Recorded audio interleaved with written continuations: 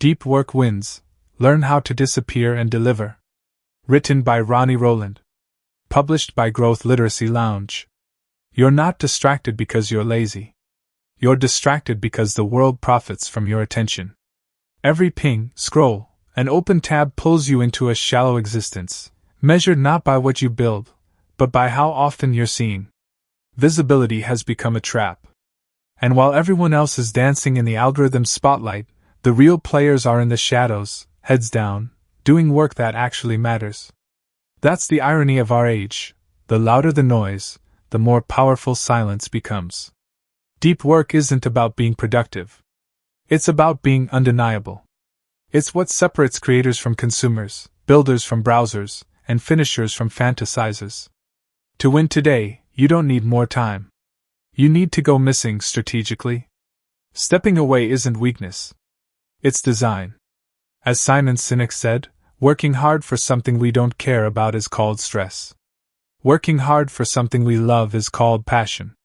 The only way to honor that passion is to protect the mental space it requires. This book is your blueprint for that protection. Not by adding more hacks or hustle, but by reclaiming your depth. You'll learn how to vanish from noise, not from life, and return with results that speak for themselves.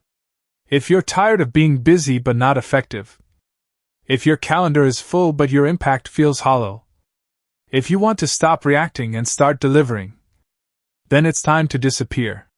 This is not a call to isolation. It's a call to mastery.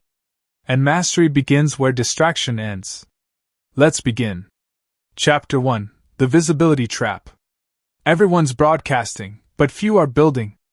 In an age where presence is confused with progress, the ones who rise aren't the most visible, they're the most focused. We live in a marketplace of noise, where speed is mistaken for success and busyness is worn like a badge. But there's a quiet revolution happening beneath the surface. The real winners aren't tweeting their every move. They're working in silence and delivering results when it matters. Imagine a sculptor, alone in a dimly lit studio. The world outside moves fast, but inside time bends. Every strike of the chisel is deliberate. No audience. No updates.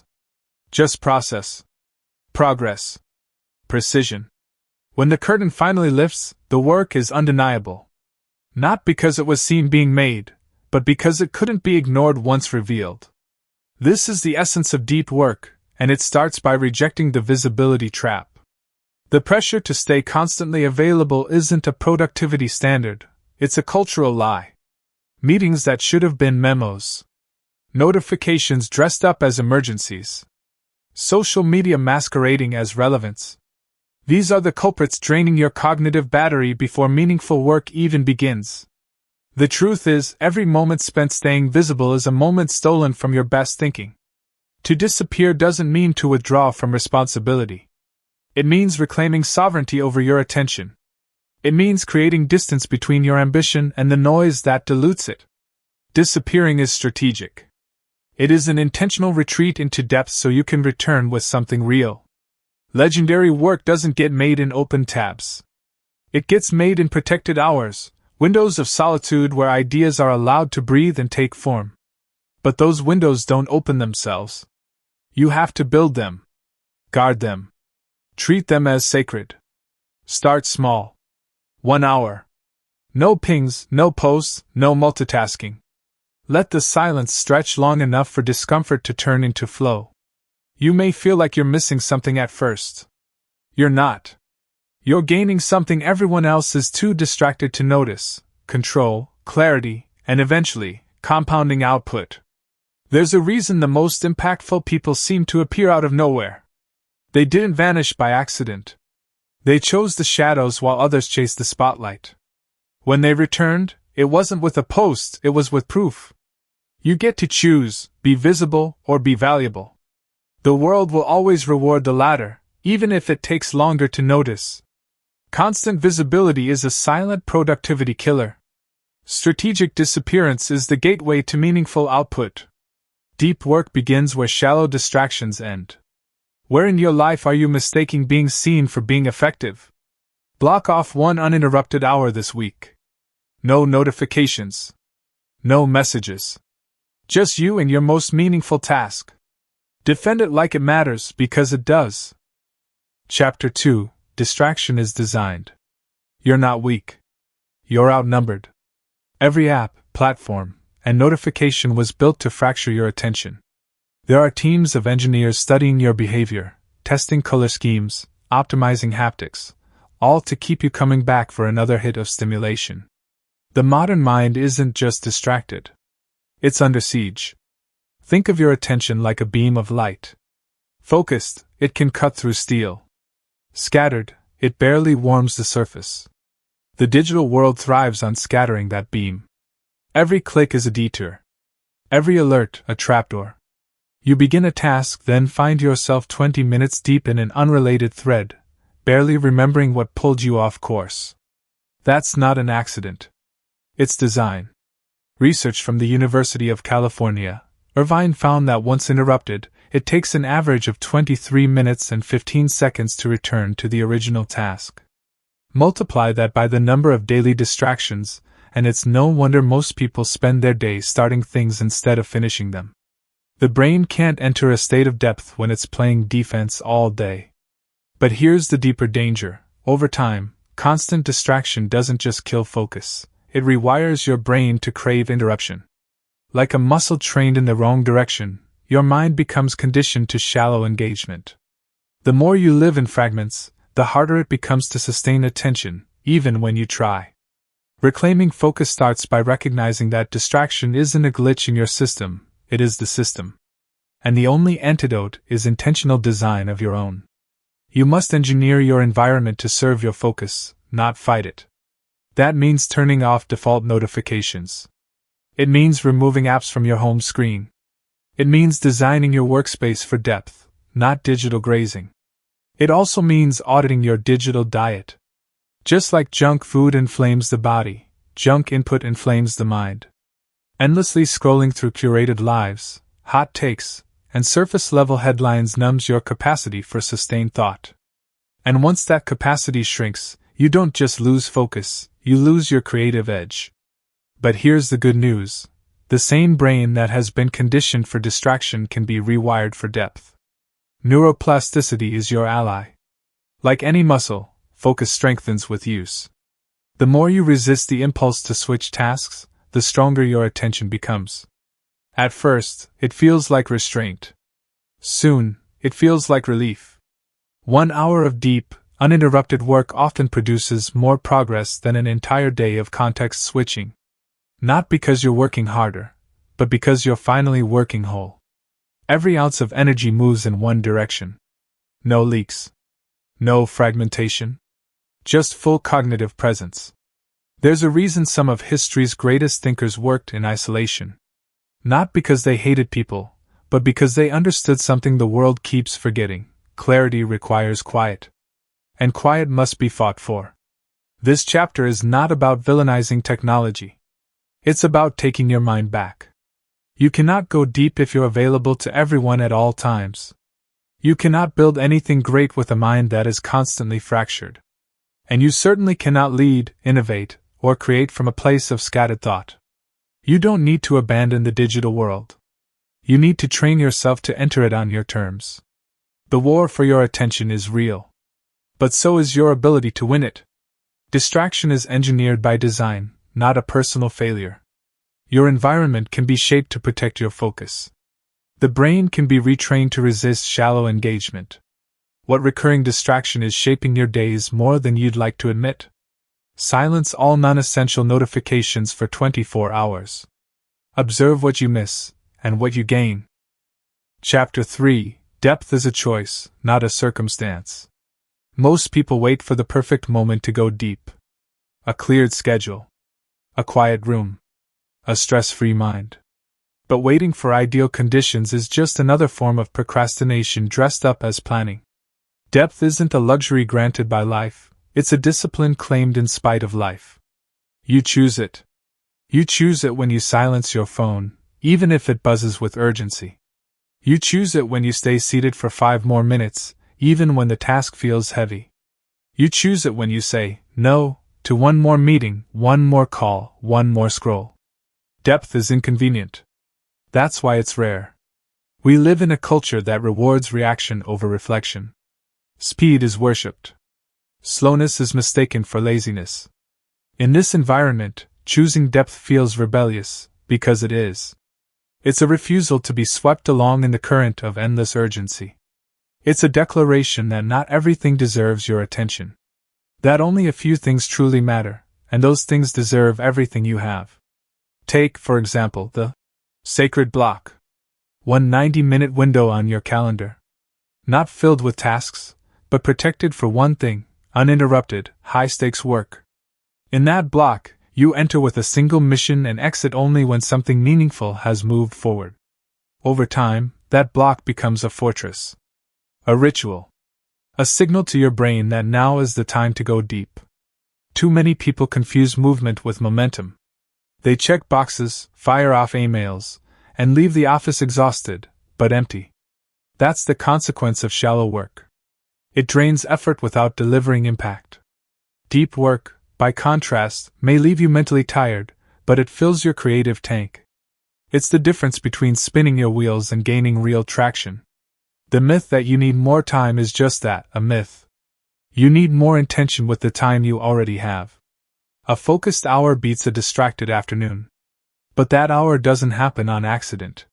You must train yourself to enter it. Like an athlete stepping into the arena, you warm up. You eliminate friction. You remove obstacles in advance. This may mean waking earlier than the world expects you. It may mean renegotiating how you communicate with your team. It may mean sacrificing the comfort of always being reachable.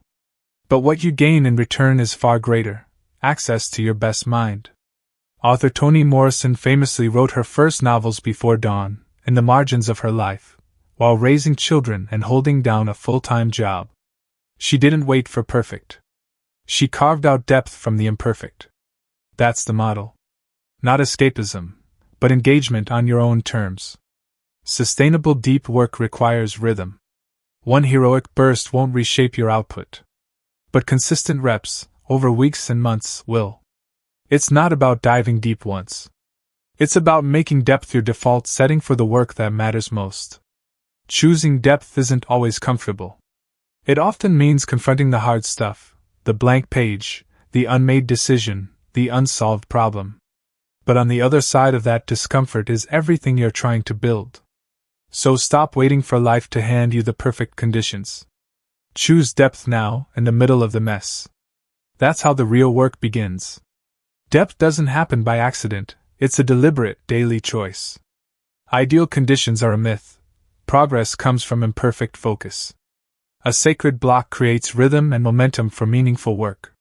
What task in your life deserves depth, but keeps getting the leftovers?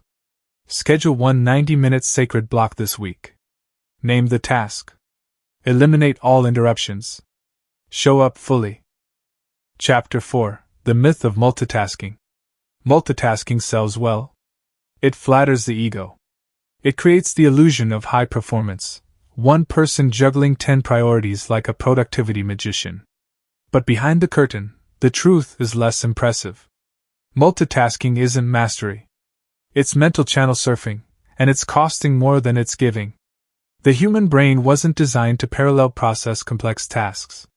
What we call multitasking is actually rapid task switching, jumping from one context to another, back and forth, each time incurring a mental toll. Research from Stanford University shows that heavy multitaskers perform worse on attention, memory, and task-switching tests than those who focus on one thing at a time. Even more surprising, they're less effective at filtering irrelevant information. In trying to do everything, they dull their ability to do anything well. Imagine a chef attempting to prepare 5 meals at once, switching burners every few seconds, tasting nothing, plating nothing. The kitchen is busy, sure, but the dishes are half-baked. This is the modern knowledge worker's day. Slack open. Inbox buzzing. Calendar full. Nothing gets the full heat of attention. Everything is lukewarm. This fragmented mode of working produces surface-level outcomes. You might answer more emails, but you solve fewer problems. You might show up in more meetings, but contribute less insight. It's not the volume of activity that creates value, it's the depth of engagement behind it. Focus is a finite resource. Every time you divide it, you weaken it. Worse, the residue from one task bleeds into the next. You think you're moving quickly, but your brain is dragging unclosed loops from the last conversation into the current one. This lingering cognitive clutter slows you down, blurs your thinking, and erodes your ability to enter deep flow. The solution isn't to work harder. It's to work cleaner. That means giving one task your full bandwidth until it's moved meaningfully forward, or fully finished. No bouncing. No toggling. Just presence. Total presence. This approach, often called single tasking, is where real productivity lives. It's quieter, less glamorous, but exponentially more effective. When your attention locks in, time dilates. You stop checking the clock and start pushing the work forward in large, uninterrupted strides. What took a full afternoon before gets done in an hour. Not because you rushed, but because you stopped splitting yourself. The temptation to multitask is everywhere. You'll be praised for responsiveness, admired for hustle. But if you want to be the one who delivers, not just reacts, you'll have to resist the cultural pull toward digital chaos. You'll have to protect your mind like a craftsman protects his tools, with care, discipline, and intentional use. Single tasking isn't slower. It's sharper. It cuts through confusion. It produces cleaner thinking, deeper insights, and better results. It allows your brain to do what it does best: solve hard problems, make elegant connections, create original solutions. You don't need more hours. You need to stop giving every task half of you. When you give one thing all of you, even briefly, it leaves a mark. That's how deep work wins, one fully owned moment at a time. Multitasking fractures focus and reduces overall performance. Single tasking produces higher quality work in less time. Focus is most powerful when it's undivided and protected. Where are you pretending to multitask, and what's the cost of that split? Choose one task today and complete it with zero toggling. One tab. One focus. One session. Watch how it changes the outcome. Chapter 5. Build a fortress around your time. Your calendar is a battlefield. Every meeting request, message, or quick check-in is a potential breach. Left unguarded, your time becomes a communal space, open to anyone with a link, a need, or a notification. Deep work cannot survive in that kind of environment. If you want to do work that matters, you need to build a fortress around your time. Time is the most valuable, non-renewable resource you have, and yet most people treat it like it's endlessly available. They give it away in 10-minute increments, sandwiched between distractions, until the day is gone. This kind of availability might make you likable. It might even make you feel useful. But it will never make you excellent. Excellence requires borders. A deep work fortress doesn't mean isolation from the world. It means creating clear, deliberate zones of focus, times when you are unreachable not because you're avoiding responsibility, but because you're honoring it at the highest level. It's not about doing less. It's about doing the right work with total attention. This begins with time blocking. Not just penciling in tasks, but drawing hard lines. Blackout windows of 90 to 120 minutes where nothing else exists. The block becomes sacred. Not flexible. Not negotiable. It's a non-event to others, but a mission to you. You don't drift into that space, you report to it. The best professionals don't fill their calendars, they defend them. They don't apologize for protecting their focus. They know that deep work is rarely urgent, but always important. And if they don't make space for it, no one else will. Busyness will always rush in to fill the cracks. Meetings will multiply. Messages will stack. But none of those things, when left unchecked, will produce anything of lasting value. Building your fortress also means saying no more often. Not out of selfishness, but stewardship. Every yes is a trade-off. A quiet hour traded for a noisy one. A breakthrough idea traded for surface-level chatter. You don't owe your time to every request. You owe it to your goals, your standards, your craft. This discipline may seem rigid at first. But it's the kind of structure that creates freedom. Just like walls define a room and make it useful, protected time defines your mental space and makes it powerful. You're not just carving out hours, you're creating conditions for flow, focus, and results that compound. Boundaries also send a signal. When others see you protect your time, they begin to respect it. Over time, your availability becomes intentional, not assumed. You become known not as the person who replies instantly, but as the one who delivers consistently. This isn't about perfection. Disruptions will still happen. Emergencies will surface. But the goal is to make deep work your default, not your exception. To build a life where focus is standard, not special. Think of every block of protected time as a brick. Layer by layer, day by day, you're building something most people never will. A schedule that serves your purpose, not just your presence. That is the foundation of strategic invisibility. That is how you disappear and deliver. Your time must be protected with intentional, non-negotiable boundaries. Time blocking creates a structure where deep work can thrive. Saying no is a necessary act of focus, not selfishness.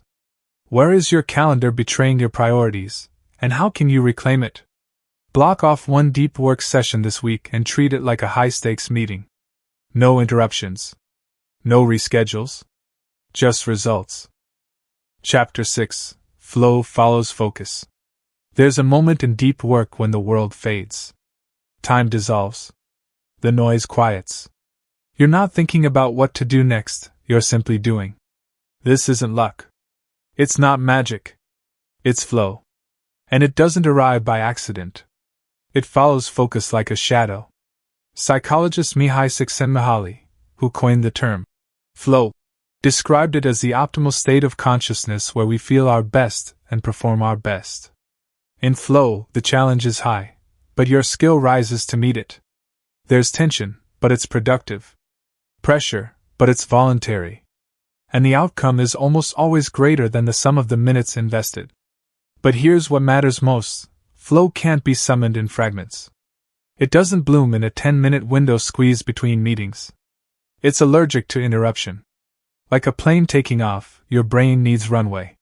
You build speed through sustained focus, gaining lift only after a period of effort that feels, at first, like friction. That's why so few reach flow, they never push through the early resistance. To enter flow, you must first create a container for it. This means starting with a clear objective. Ambiguity is the enemy of immersion. If your mind is busy figuring out what to do, it can't fully drop into the doing. Define your task. Name the outcome. Then begin.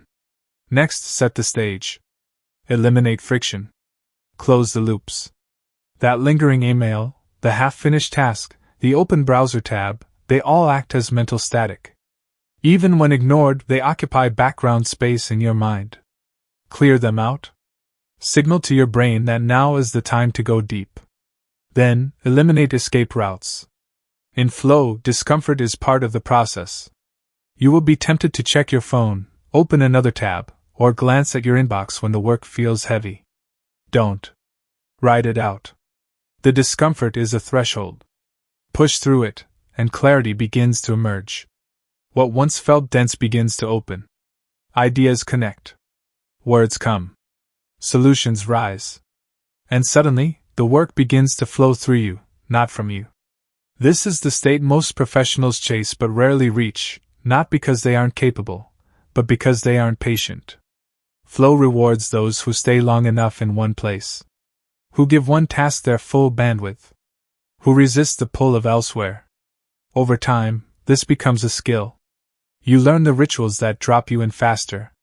You recognize the rhythm of your own flow cycle, the ramp up, the breakthrough, the wind down. And you begin to design your days around it. Not every hour will be a flow state, but a few protected blocks each week can change everything. Your output becomes sharper. Your work more original. Your progress more visible, even if your process remains unseen. This is what separates those who appear busy from those who actually produce. It's not effort alone. It's immersion. Deep engagement creates better results in less time. Not because you're pushing harder, but because you're finally pushing clean.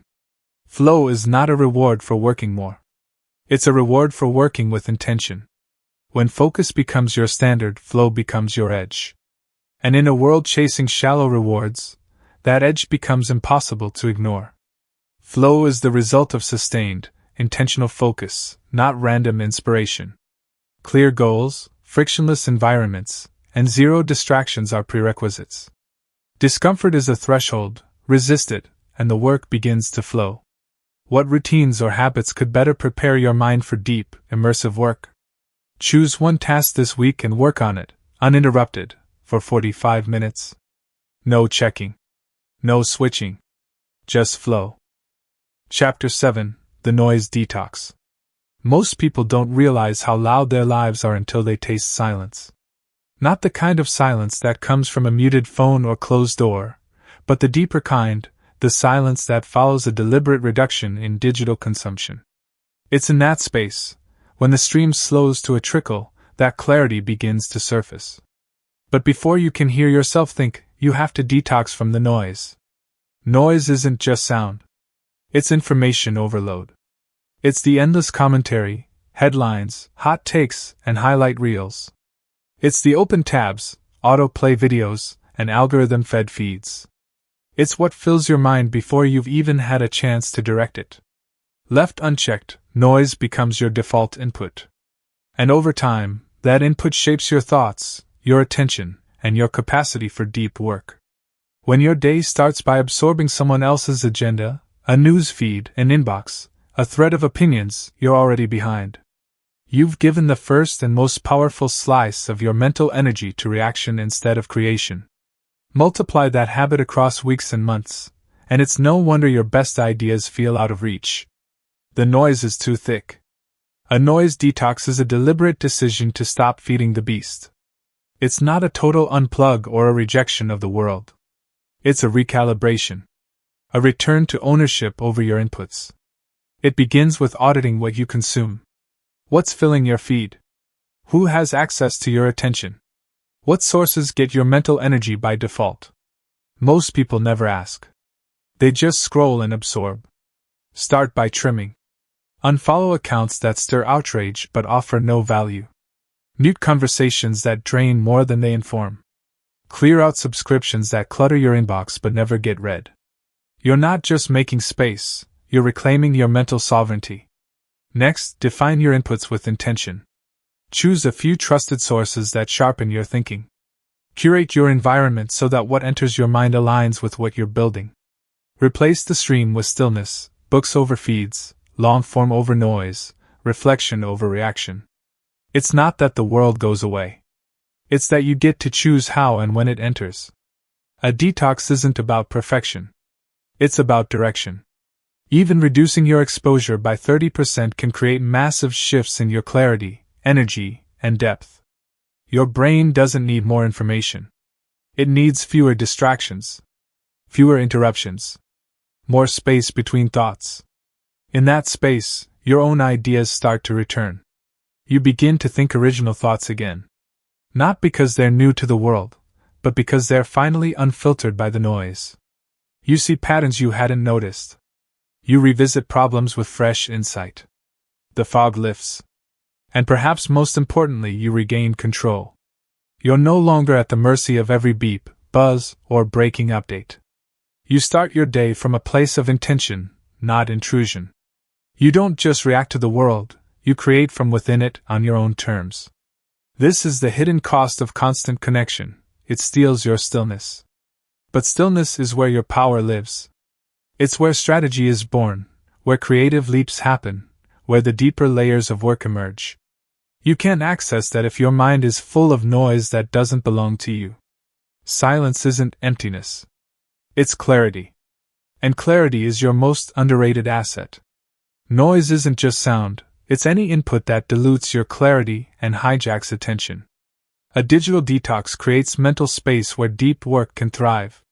Reducing inputs leads to sharper thinking, original ideas, and regained control.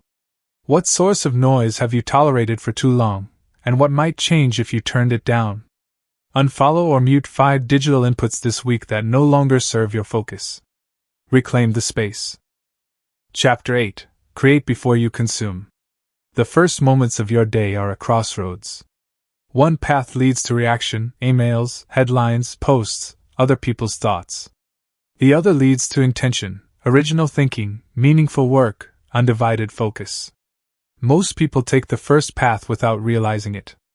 They wake up and immediately surrender their attention to the outside world. Before their feet hit the floor, their mind belongs to someone else. This quiet habit, consuming before creating, erodes your ability to go deep. Not because content is bad, but because timing matters. When you consume first, you cloud your mind with noise before you've given your own thoughts a chance to form. Your ideas become echoes. Your focus diluted. The more you scroll, the further you drift from your own inner signal. Creation isn't just writing or designing or building. It's thinking clearly. It's solving problems. It's making strategic decisions. All of these require a clean mental slate, a kind of cognitive freshness that only exists in the morning hours before the world barges in. That window is narrow. If you give it away, you can't get it back. This is why so many high performers protect their mornings with monk-like discipline. They know the cost of starting the day in reaction mode. They block input, delay their inbox, and move straight into creation. Even 1 hour of pure output before consumption can compound over time into breakthroughs others never reach, not because they're smarter, but because they've created the conditions for depth. Consider the brain like a sponge. In the morning, it's dry, ready to absorb, solve, and stretch. Once saturated with content, it loses its capacity to hold anything new. The input may be inspiring, but it also pushes your own ideas to the sidelines. And if you repeat that pattern daily, your creative edge slowly dulls. To reverse this, flip the order. Begin with creation. Write the paragraph. Outline the pitch. Sketch the design. Make the decision. Only after that do you invite the world in. Consume selectively. Let your input be in service of your goals, not a replacement for them. This shift doesn't require hours. Even 30 minutes of uninterrupted creation at the start of your day can change your trajectory. It's not just what you produce, it's who you become. Someone who leads, not follows. Someone who shapes the day, not absorbs it. Creating before consuming also builds confidence. When you make something first, you start the day with a win. You remind yourself of your agency, your voice, your power to move things forward. That momentum carries into the rest of your work. You become less reactive, more resilient. Less scattered, more anchored. This is the essence of strategic invisibility. It's not just about going offline, it's about going inward first. Tapping your own insight before outsourcing your thoughts. Not because the world has nothing to teach you, but because your work deserves to begin with your mind at full strength. Don't underestimate this choice. It's small, but it's seismic. Create before you consume, and you begin to reclaim the most sacred space of all, your unpolluted attention. That's where deep work lives. That's where transformation begins.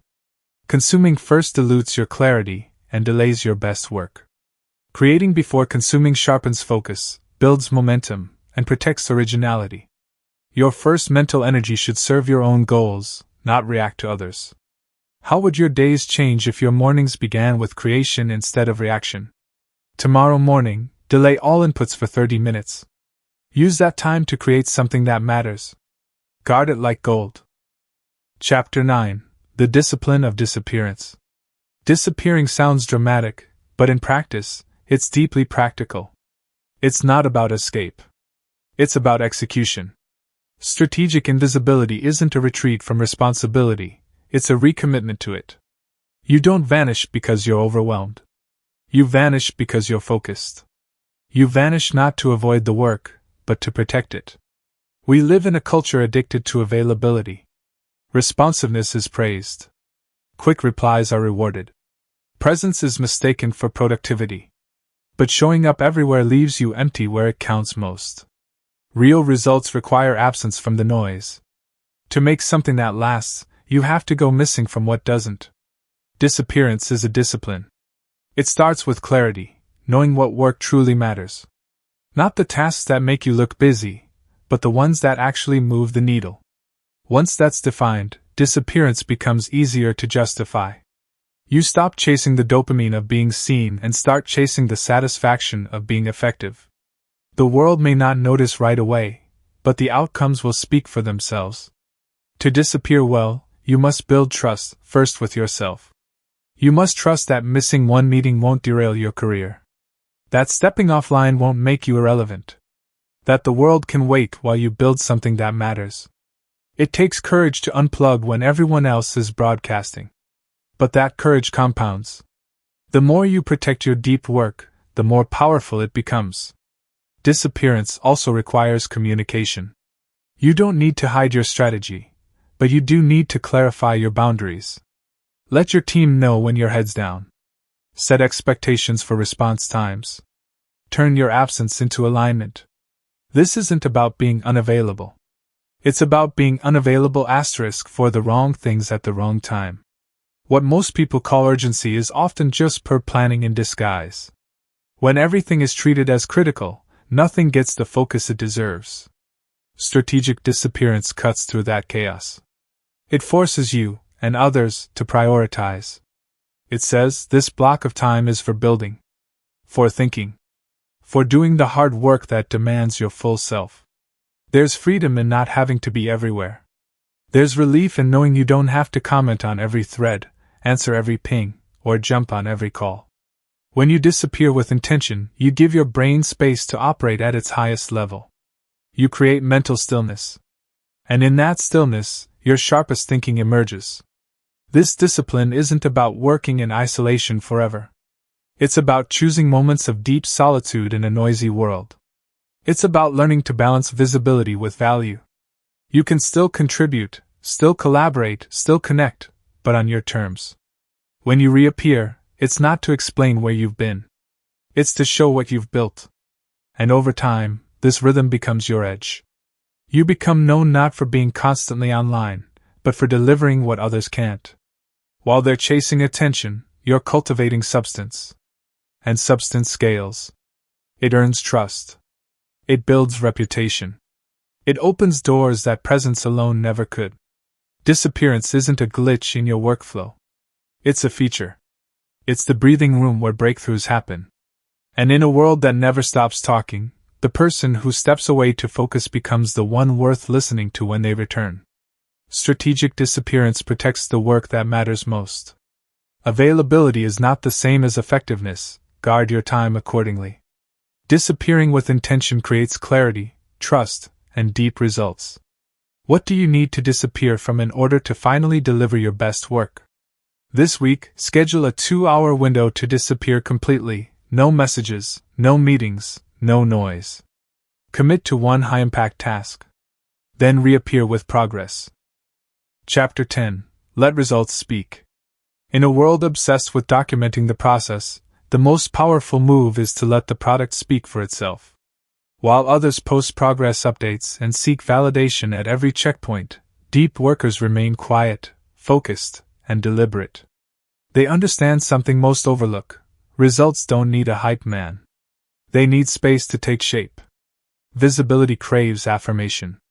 It thrives on feedback, likes, and reactions. But deep work demands something different. It requires the humility to create without applause. To keep building when no one's watching. To stay in the workshop while the crowd gathers elsewhere. That's where real traction happens. Not in the comments, but in the silence between milestones. The creator who can hold their work back until it's ready holds power. Not performative power, but real leverage, the kind that comes from delivering something complete, valuable, and undeniable. When you lead with results, you don't have to chase credibility. You earn it by doing what others only talk about. This approach isn't about secrecy. It's about signal. In an environment flooded with updates, noise, and half-finished ideas, the finished product becomes the signal. It cuts through because it's rare. It stands out because it wasn't rushed. When you reappear after focused work, you don't come back with excuses or drafts, you come back with something that works. Letting results speak requires patience. It's tempting to showcase every step. It's easy to look busy. But activity isn't authority. Delivery is. Your ability to hold attention isn't proven by how often you speak, but by what you bring when you do. Depth builds anticipation. And anticipation, when paired with excellence, is magnetic. Consider the reputation of those who deliver consistently. They rarely talk about what they're doing. They just do it. Over time, people learn to trust their silence.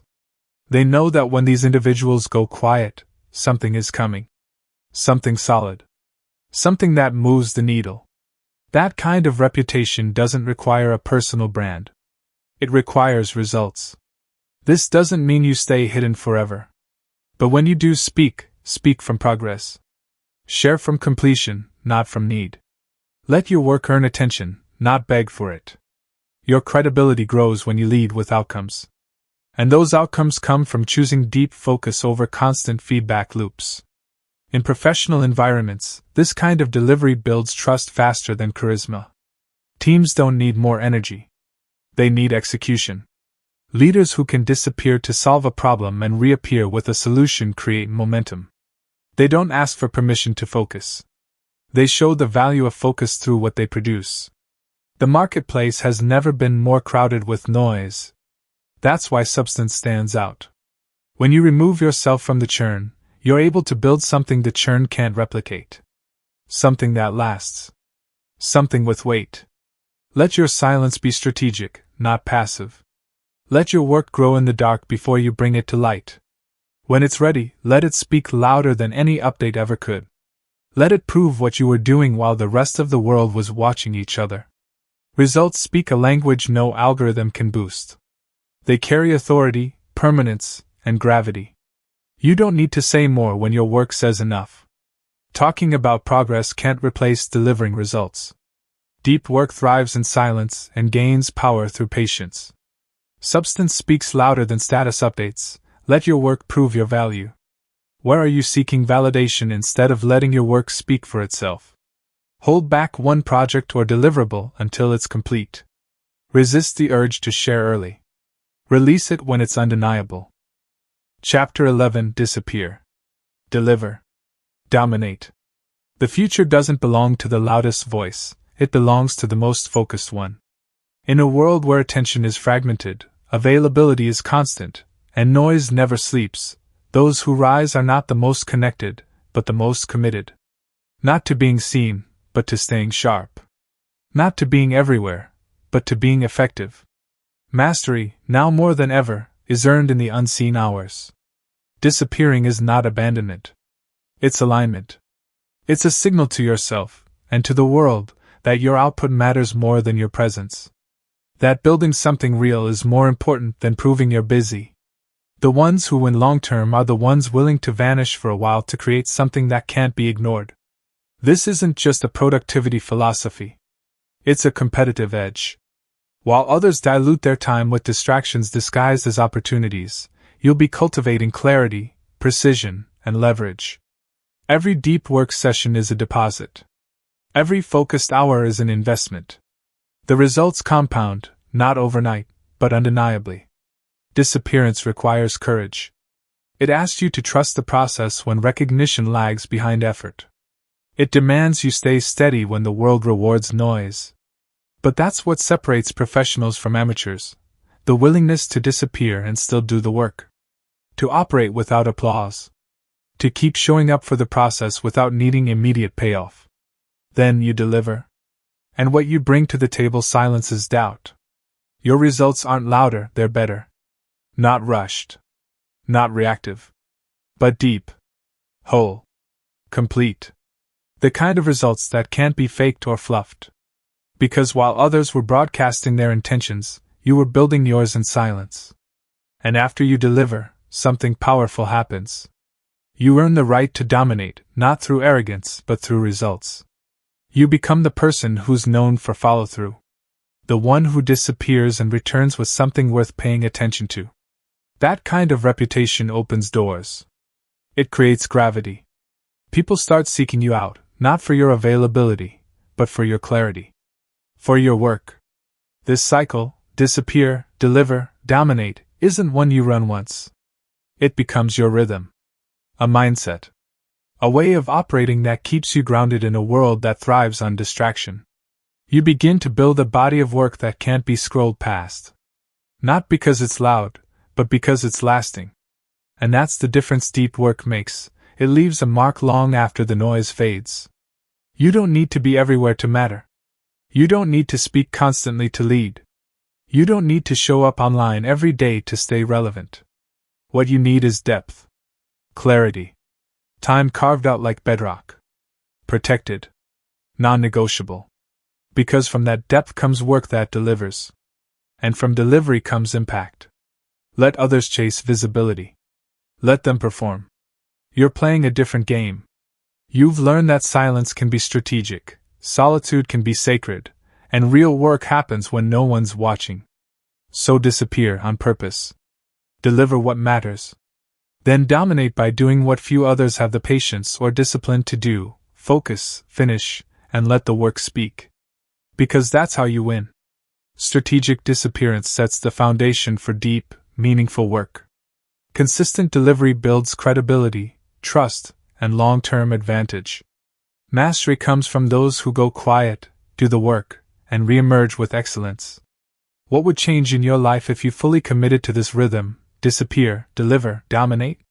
Map your next 30 days using this model. Choose when to disappear, what to deliver, and how you'll measure domination, not by noise, but by results. Take care and be well.